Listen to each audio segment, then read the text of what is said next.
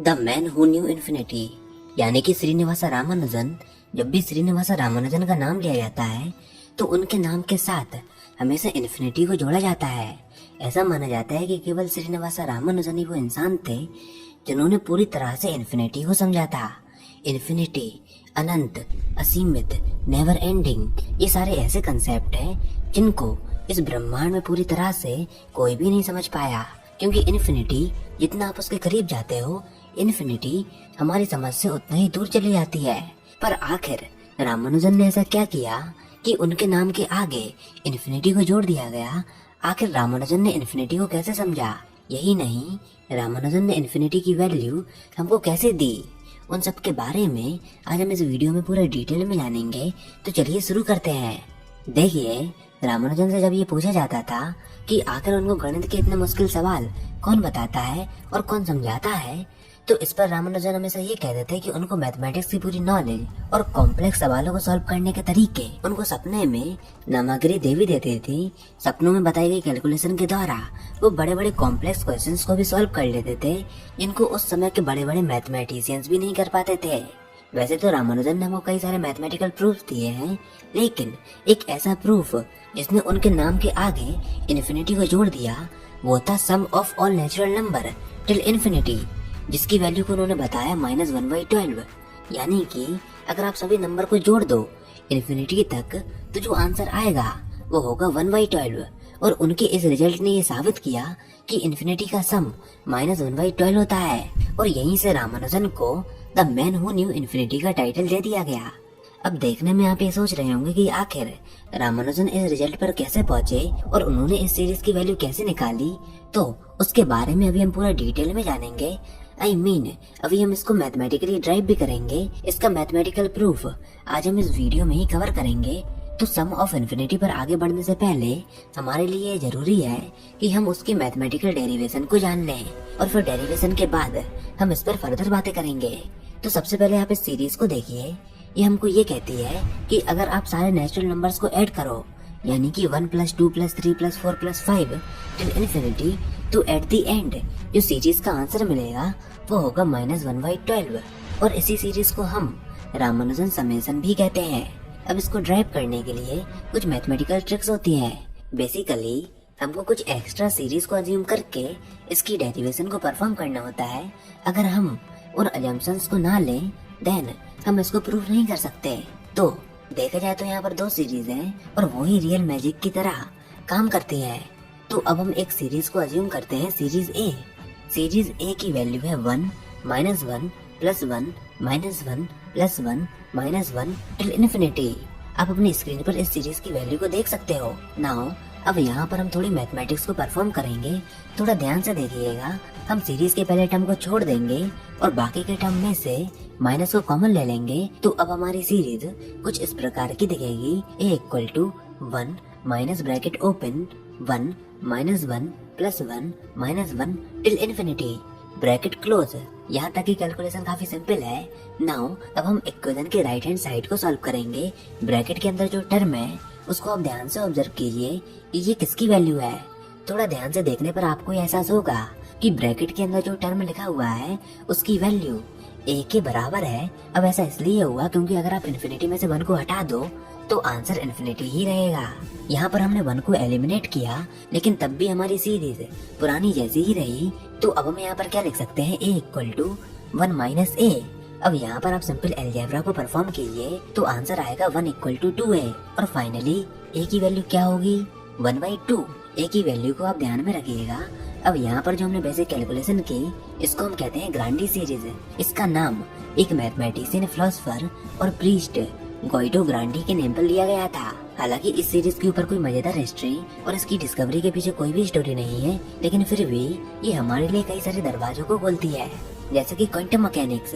यहाँ तक कि स्ट्रिंग थ्योरी में भी ये काम आती है। चलिए अब हम आगे बढ़ते हैं अपनी दूसरी सीरीज पर। इसको हम सीरीज बी का नाम देंगे। हम अज्यूम करते हैं सीरीज बी = 1 - 2 + 3 - 4 + 5 - 6 टिल इन्फिनिटी। जैसा कि आप अपनी स्क्रीन पर देख सकते हो कि अल्टरनेट टर्म्स के बाद यहाँ पर प्लस और माइनस है और नंबर्स लगातार इंक्रीज हो रहे हैं। अब चलिए इस पर भी हम थोड़े मैथमेटिकल ऑपरेशंस को परफॉर्म करेंगे। हालांकि इसमें हम पहले की तरह 1 को सब्ट्रैक्ट नहीं करेंगे, इस बार हम b को a से सब्ट्रैक्ट करेंगे, यानी कि a माइनस b। हम a की वैल्यू को b की वैल्यू में से माइनस कर देंगे।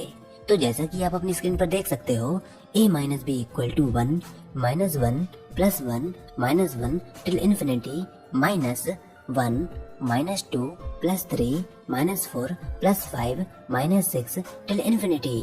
तो स्क्रीन पर देखते जाइए और मैथमेटिकल ऑपरेशंस को परफॉर्म कीजिए। अब अगले स्टेप में हम सीरीज बी के ब्रैकेट को ओपन कर देंगे और अब यहाँ पर थोड़ी सफलिंग करेंगे और सफलिंग करने के बाद यहाँ पर एक इंटरेस्टिंग पैटर्न आएगा। a minus B equal to 1 minus 1 plus minus 1 plus 2 plus 1 minus 3 plus minus 1 plus 4 plus 1 minus 5 plus minus 1 plus 6 till infinity. अब जब आप इसको सॉल्व करोगे तो a माइनस बी आएगा 0 plus 1 minus 2 plus 3 minus 4 plus 5 till infinity. अब ये क्या, ये तो सीरीज b की वैल्यू है, तो यानी कि a माइनस b के बराबर है।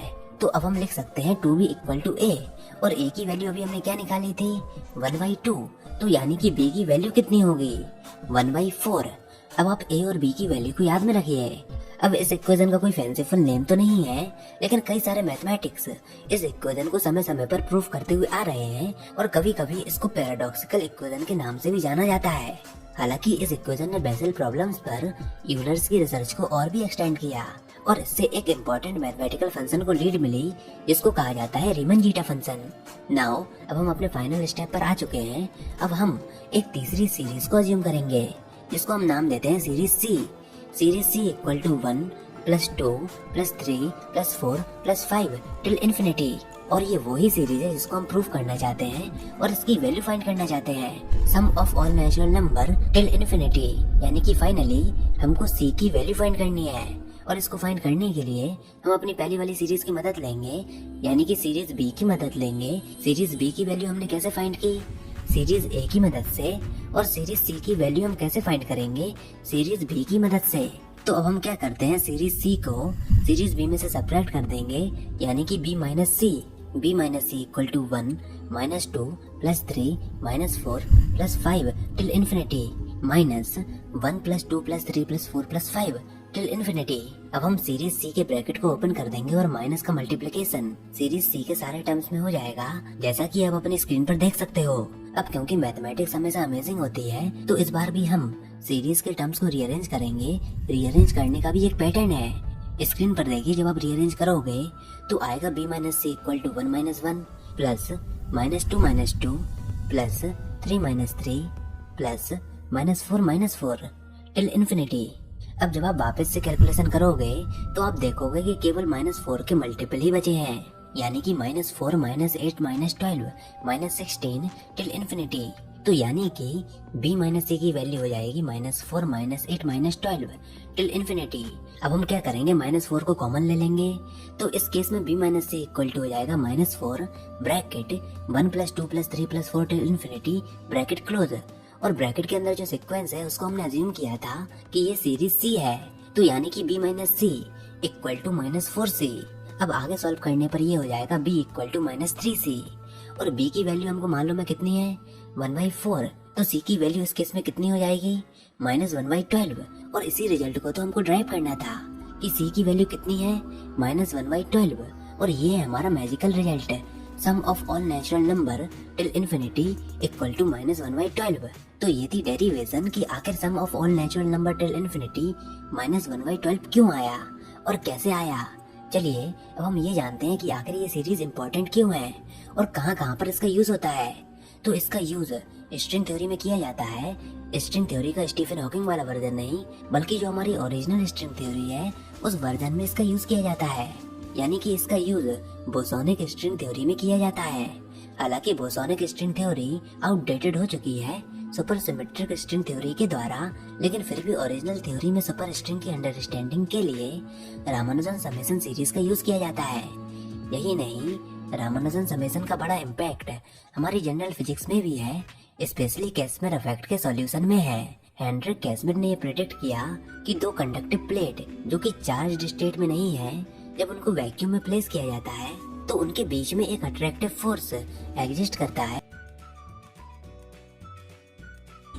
करता है। अब अट्रैक्टिव फोर्स क्यों होता है? तो ये होता है वर्चुअल पार्टिकल्स के प्रेजेंस के कारण, जो कि क्वांटम फ्लक्चुएशन के दौरान प्रोड्यूस होते हैं। कैसिमिर इफेक्ट के सॉल्यूशन में हेनरिक कैसिमिर ने रामानुजन समेशन का यूज उस एनर्जी के अमाउंट को फाइंड करने के लिए किया था जो कि दो प्लेट्स के बीच में है। ऐसे ही इसकी वैरायटी ऑफ यूजेस हैं। इसी कारण रामानुजन समेशन, जो कि अर्ली 1900s में क्रिएट हुआ था, आज भी 100 सालों के बाद इसका इम्पैक्ट कई सारी डिफरेंट ब्रांचेस में है।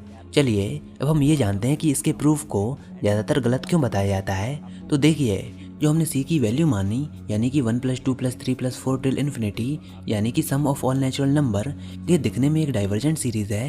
लेकिन हम ये मान रहे हैं कि डाइवर्जेंट सीरीज होने के बाद भी इसकी कोई फिक्स वैल्यू होगी, यानी कि ये कन्वर्ज करेगी। देखिए, डाइवर्जेंट सीरीज वो होती हैं जिनकी वैल्यू लगातार चलती रहती है इन्फिनिटी तक, लेकिन कन्वर्जेंट सीरीज कुछ स्टेप्स चलने के बाद नंबर लाइन के किसी पॉइंट पर कोलैप्स हो जाती है।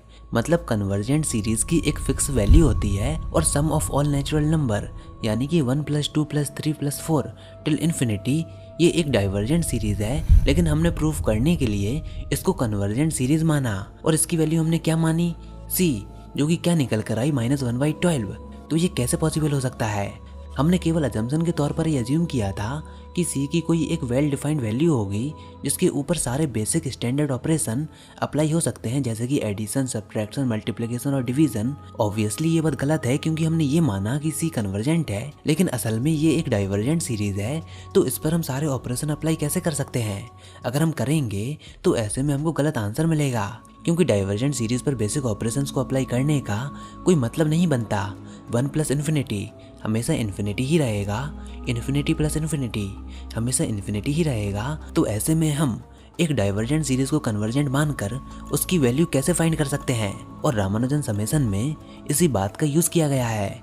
तो अब इसकी एक्चुअल मीनिंग क्या है? तो सुनिए, यहाँ पर एक फंक्शन है जिसको हम कहते हैं रीमन जीटा फंक्शन, जो कि इस तरह से डिफाइन होता है: zeta s = 1^s + 2^s + 3^s till infinity.